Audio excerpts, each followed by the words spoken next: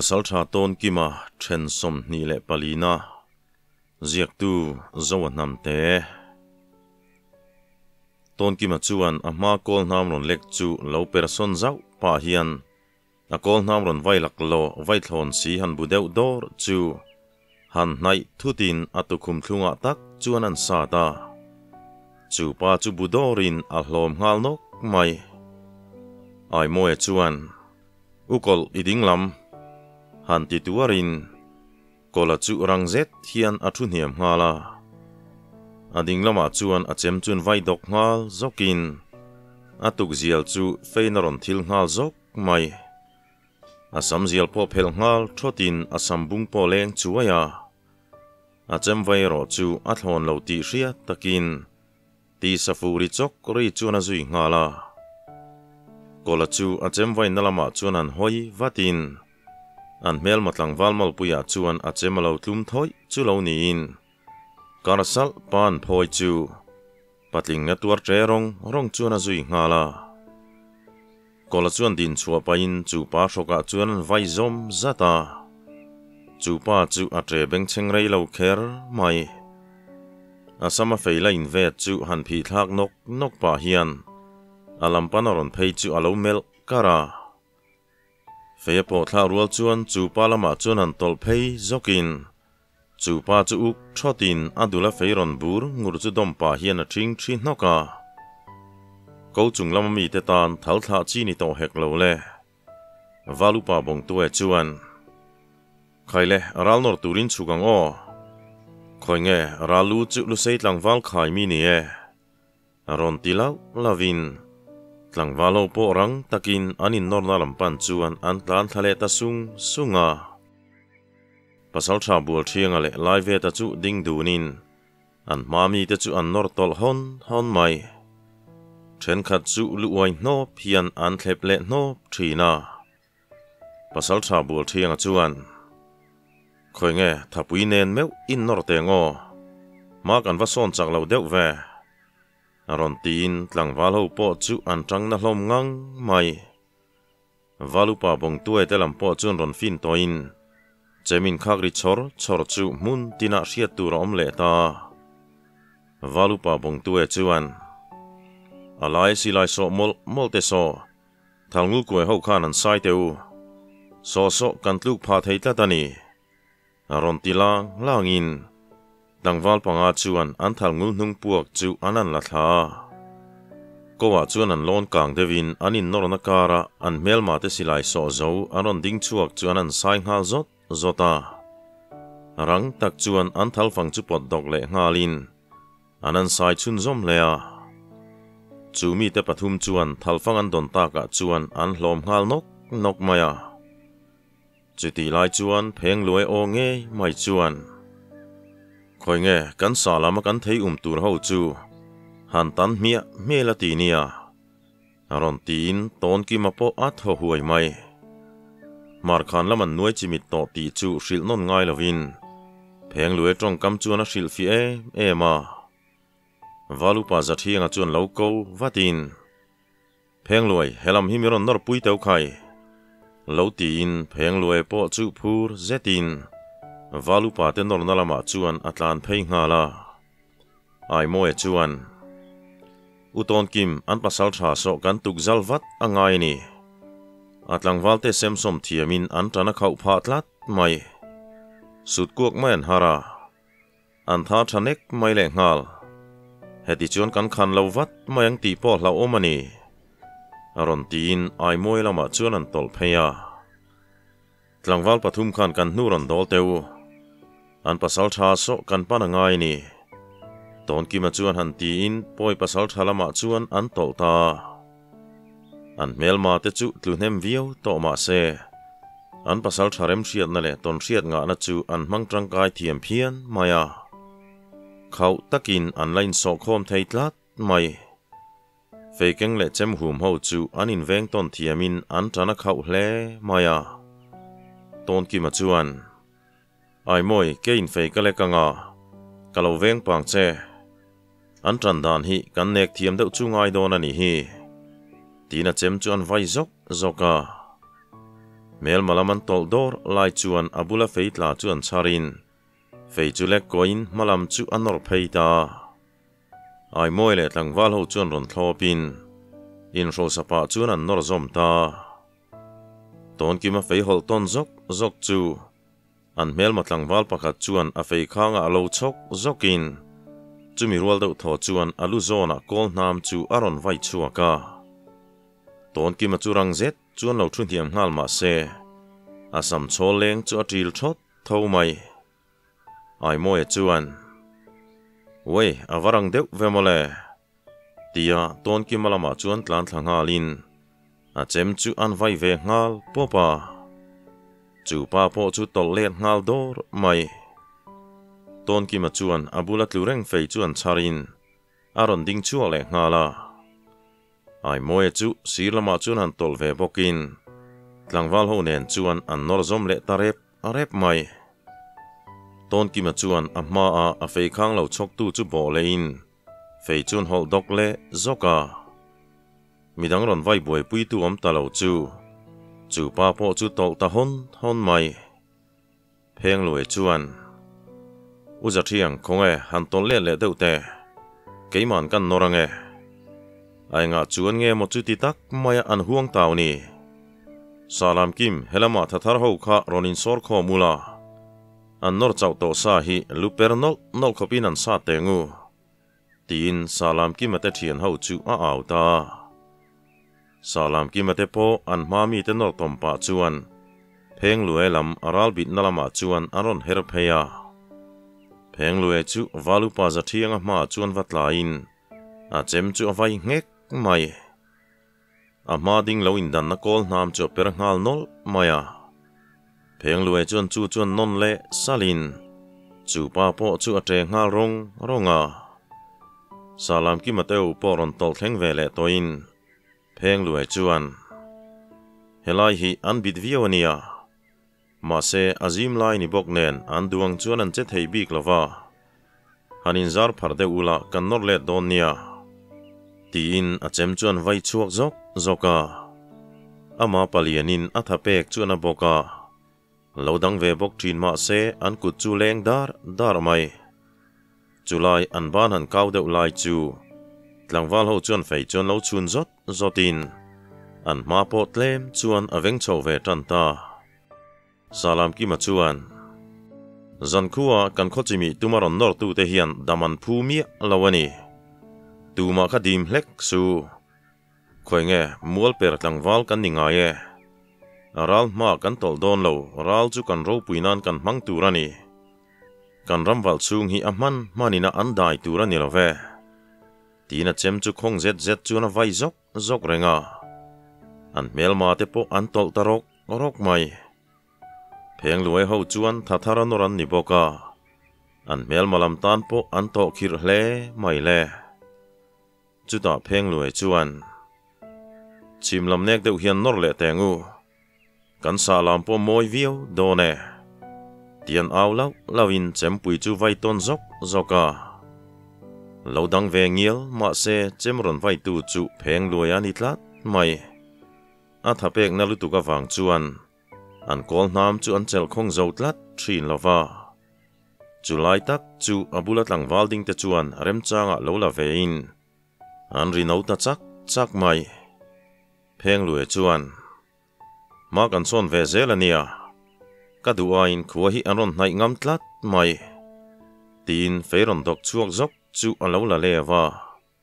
a chem chuan vai chuak le popin ma se chu pa chuan alo bum ve man tlat mai pheng lue thin rim chuan ru ngutin mai chuan le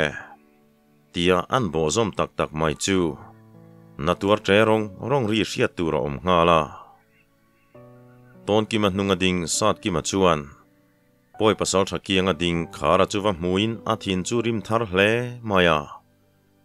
ton ki ma bula chuan in her phei shetin a thin rim kut thlak chu ana to boka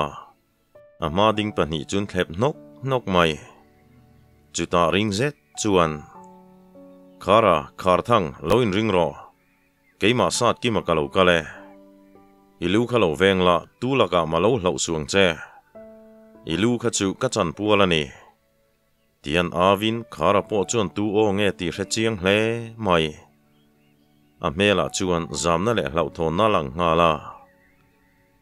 chuti lai chuan ton ki ma chuan mami chem chu han la lew zokin a person ngal nala a chem chu humrem ngalin a vai dok ngal zoka chuti rual chuan asira tlangwal ding an melma tlangwal pakhatin feya chuna tum chia chuan namson ngalin a chem chu vai zok mai satkim an pasal thadin na sokan hnai don nia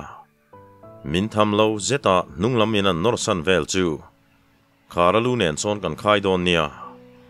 tia a chem vai pa chuan khoi nge thapui nen hianin nor tak tengo nor chau tham lek an ni to hi mo han ti pa lau lavin kol nam ron phezok chulo dan pa hian room ngat chung chuan an vai let nga la sat ki ma po chuan ron hnai ve zelin ai moi chuan sat kim kaloveng cheu uton ki ma bula khan tol hnai ro kharalu so walange yang che tin sat ki ma hnunga chuan ron dinga a fei hum chun hol dok ngal zokin sat ki ma po ton ki ma bula chuan a vadinga an pahnih chuan in veng ton chungin an nor phei tangat ngat mai pheng luai le kolateu po chuin to khom toin an thian dunan in mu chu thohal hian malam chuin thurual zet hian an bo nga la kola chuan fei hum ho khan kan kara ron hol dok ru le ton ki mate so kan fin vata ngai kan tha zuai ma kan nor tlang mana ngai nia tin tlangwal ho chuan fui lau lava tlangwal ho po chu kola soyanga che tur chuan anin herem pa pheng lue chuan kola samthla nuang mai chuan thlek zau pa hian makti mel zet hian ena chutia kola thlek lai chuan aban bul thoi thi thot hian fei churon dok chuakin room hut pa chuan arang zet dok chuakin chu pa chu hnai nga la chu pa in siam than ma chuan ashoka chempui chuan potol hroin chu pa chuan a fei chu thlavin ashoka thisen ron chuak bor chu a theyang chuan an hup shama ma se pheng lue chuan a lua lo sat le burin a tu thum dop mai kola le tlangwal ho po chu ron tang khom ve le deuh toin an ma chu an nor tom tran ve me ka kola chuan chem hum ho kar ola tang hian ron nor teule rang takin hol chuakula in pot le ngal don nia in fei kha chok ti reng suang cheu in fei dan tuma anin ven buai line kenin kan lo sa tange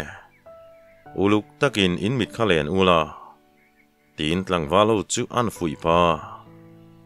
chuti line pasal tha bul thianga chuan an melma pasal thalam chu alo nor ve mekin live ta chuan a sirvel chu alo ven pui pa luseiram chunga lalka hrote ne thei kan ni lo ve ti ni om taka triau lin ron kan fo mai ni khonge kan le to ngai lo turin in lui kan an khai vek lo lo nge ron tla tha chen to lo turin chimin ngai ni hi tiarum ngatin a chem chu vai pop popa pasal tha bul thianga chuan live helam hi norna deuh tengu ati laya an melma pasal thain an tlangwal sa thunok an mu chuan athinarim hle mai chu pasal thala chuan an tlangwal te chu phoa mangthiamin avela chuan aw khom zung mai boxia tlem to view ma se an tha khavin aral noran thiam phian mai sinen an duang chuan an nor tom mai thei bik lova an melma tela akoto patang ang main an tha khong tha an palian tlangin thahrian nga zek boxi an tranna chuan a zirlo shima duang chuan an che theilo mai po mol per khon basangam ngot mai chu an ti sual hle ti an pasal tha chuan hrema se in siam thale turin hunan nei to silo atlang walte tule nok thin chu athana thin hle mai chuta ring zet thian khonge lusei ho mai enga kanan nor ne lo te lulang ni lusei nor ne lo kan nei ka hrengai lo ve than chualeng o kan nor tlang tre pania tian aulau lavin pasal tha bul thiang chuan laivet an thapui zuai roi khop khan in san dar tengu khoi nge lu sei walte kan ramwal chunga kan tol thiang love poi mong khak mai chu an lu khai vek turani tiarum ngat chuan achem chuan vai chuaka feine nan norawang chuan anin veng seng big lo liam lian tham nei lo ma se liam chuan ngain an thi pheng phung to maya ton kimale sat kima chuan an thei to chuan an nor ve le in an sir lam le nung lama ai moi le tlang wal ho chuan an lo pui boka ma chun son pheita duak mai an mel ma te po an tluna sa to in tuna chuan an in sor jim viau to chu lu sei pasal tharal tha tho chuan an mu mai lo an tlang wal te chuan fui sau savin an mel ma te chu an tuk zal thei trep to ti chuan thil pa renga an tlang wal te po chuan ha le chau soi lovin an nor sau mai an thom po midoi deuh tan chuan zam rum na thamani lu sei wal rol te chuan orol ne na in ro sapa in an nor hel to maya an mel ma pasal tha po chuan an chan chau zia hria in pu chu thei dan kongmol chu lo mel tran to abula ding kharala launa chuan man tlat to wangin a che chu khau thei to si lo an thanglam chu kham bung vut mai ni box si nen an nunglam le malam chu an ton tlang thei chi zia zang ani to si lo an chakola chu han tlan lon mai turin asang box sia an nunglam mi te chu an khau lo zok ti hria in ton thuta a thei tlan chu chu an ril ruk ta chuta ring zet chuan an avin kan nunglam hi kan ton thut don nia kan dam kho chua thathara kan nor le ngai nunglam hi kan nor thutanga triau lui lam panin kan tlan don nia a han tilau lava ma se pasal tha bul thianga chu poiram kai fo to le an ram hnaya omani boka an tong chu alo hre thiam na samaya nunglam ron nor thuta tlan chiat an tumania an che dan kha en uluk ula fekeng ho kha kan nunglama lo in ring ula aron nor thut rualin kan tol nung ve nga langa chu vele fei kha in lo hol chuak don nia tian aulau lavin ton kim po chuan fei kha an tlan le ruala kho chuak thei turin lo in ring ro le an tlan le thut ani chuan tuman lavin fei keng lo zong kha kan thun hiam nga langa fei keng hoven an du tha lan kho theina turin mun kan kian don nia tuma nungdamin kan chua turani lo kan mi du ber khara poron tel boka kan chua thiang to hau lawania ama wang hian kan mi ten nunan hlo nem to lutu chu shereng ula tuma so nungdama chua turan ni lo tian aulau lavin ama ron sa tum tu chemalak lew zok rual chuan sat ki ma chuan chu aron sa thu nok maya feiron dok le po chu ton ki ma chuan an chok zoka chutia an chana chiat viau to nuwa an pasal tha aurin thiat chuan an mel ma ho chuan nungdam ni chuan du veka an pasal thain tuna tol le tang ule ati rual chuan a thei chu nunglama chuan an tlan ta hu mai chu vele ton ki ma chuan fekeng lo zong kha thun hiam ro le han ti tuarin an ral ma chon ten tol let huk boka chem keng ho chuan thun hiam ta chumi rual deuh tho chuan an lu chung loka fei chuan thlong ngal fua in an mel matlang wal an nun hum tu matlan let ho chu fei chuan a kho er zok maya then khat chu an mal puilen dara fei chuan thilin an tre rong mai chuta pheng lue chuan khaile bozom nga langu pasal tha bul thianga telam so kan ton tir man turani lo bulanon tran ngama atop khar ngam le mangsi lo keima ni tal hian atop kan khar sakang chu tia achem pui hum ko wa chung chuan aron tlan chuak le ta midang po chuan an hnunga chon ron zui ve ngal humin ton ki ma chuan sat kim ai moi an pasal tha so din hual ma se kan ton tlang nge turani nungdamin an chuak turani lo tian dok ve nga zokin ai moi le sat ki ma po chuan rang takin aron zui ve nga la pheng lue la chuan milong hak teu triêu kong ai chuan piaral kong an hnai dai zo tian u min ruang le feibur ko kal nuai nen chuan tlan chak chu har vio maya chuti lai chuan pasal tha bul thianga chuan khaile fei kha hol chu ru le tian au thatin chemkeng ho hnunga fei hum ho in ring takaom te chuan an fei chu khong zet chuan atom nan ti ni om fashan hian anon hol chuaka chemkeng ho bo tumaron tlan huk an mel ma te po an buai tanak mai ama shuai ho chu feia chuan an in do ta zok mai sia an hnungami te po chu team devin chuti na kalain an hnunglama tang chuan ho le in ro sarol nen chuan aron chim le tarui rui mai box sia malamla chu rin ang ngot chuan ton tlang chi la ni silo an tal buai ta kher mai le chu vele pasal tha bul thianga chuan khaile bozom nga lang u enga minan nu thuri zuam ngot mai ni an ma ding te hi tu tenge kan ni in riat tirang miang tian awlau lavin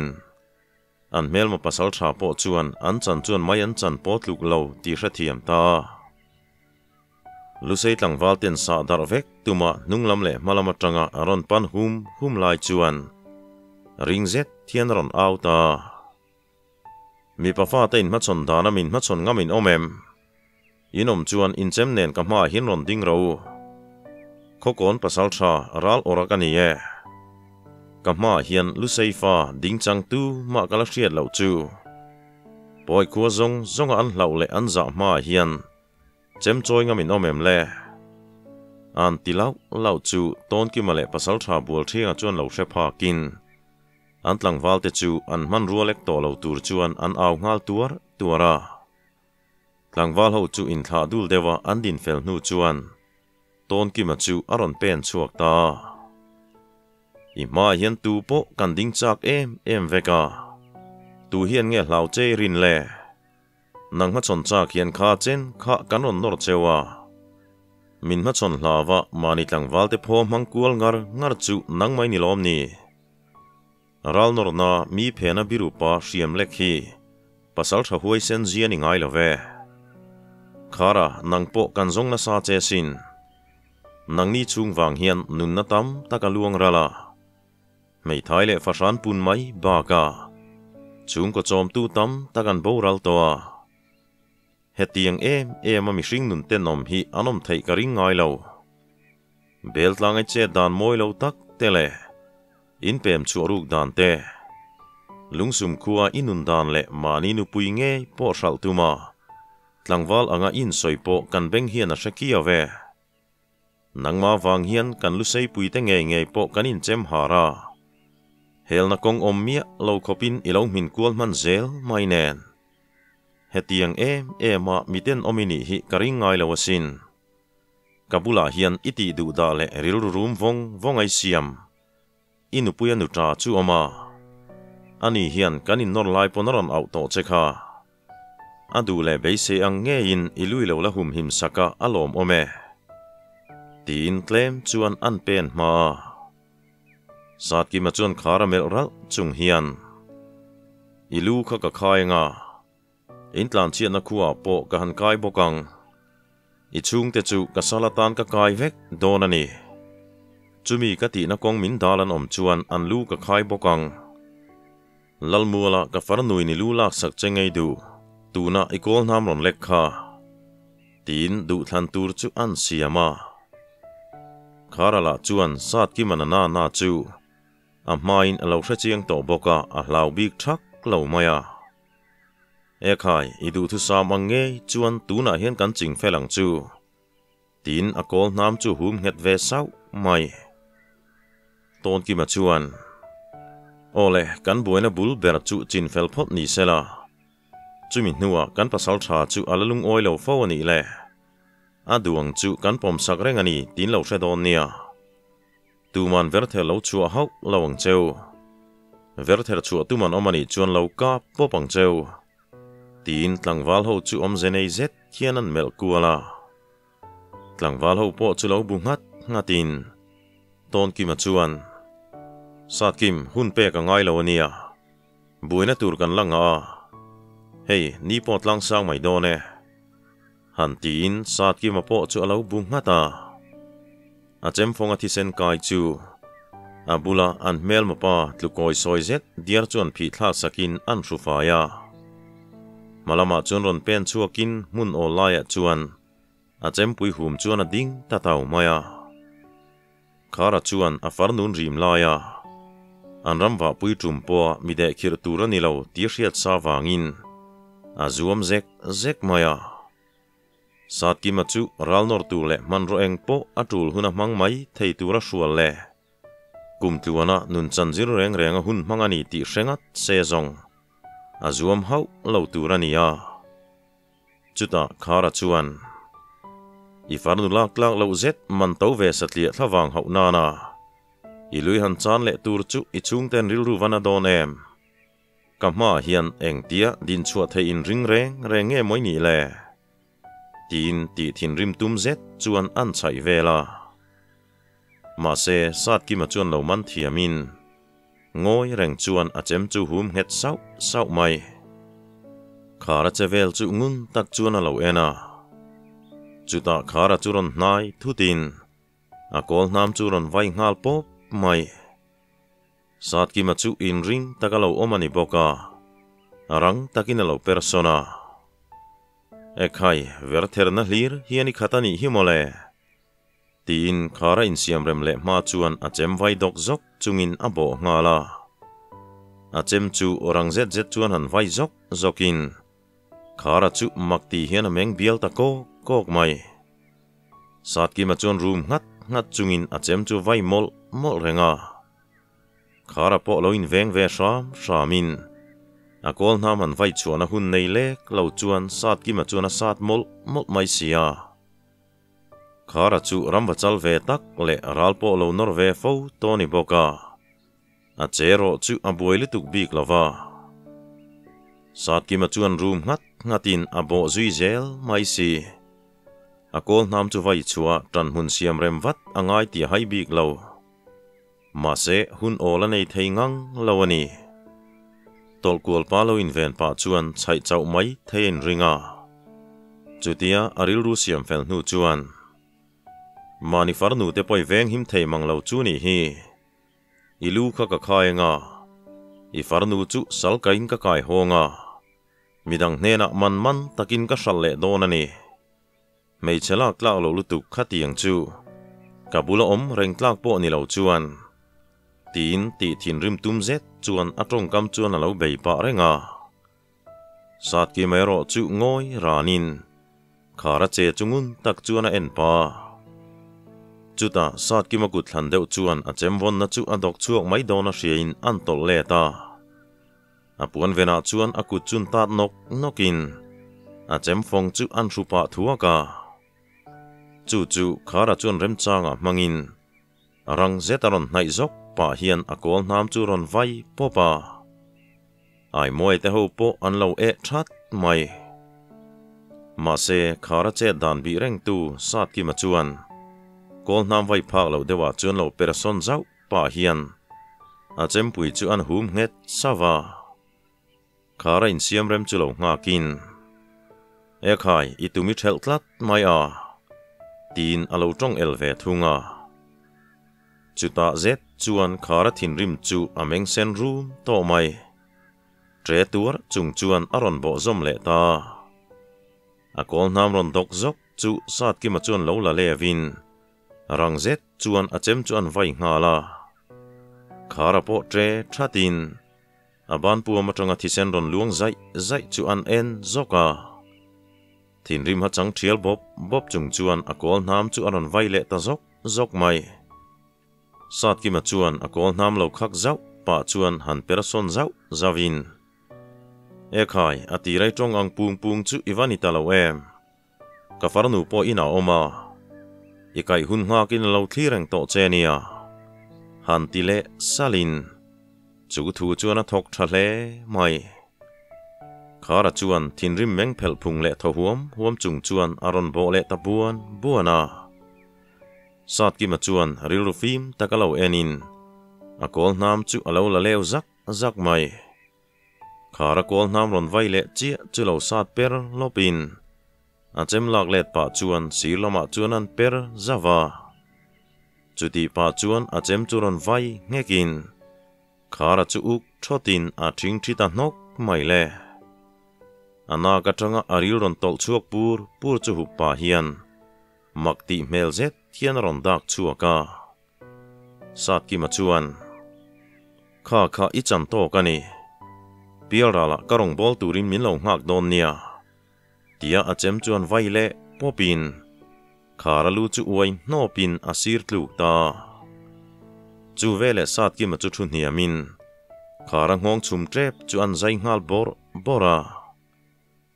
chu ti lai chuan an melma pasal tha chu tre tur chungin sat ki malama chuan aron dok phei ve ngal zok mai ole khatizong kha hemi thena ta na kan da thei chu alo ni ta avan laklo ngar vele kan zo e ka mai chu kan chun zom le vat don nia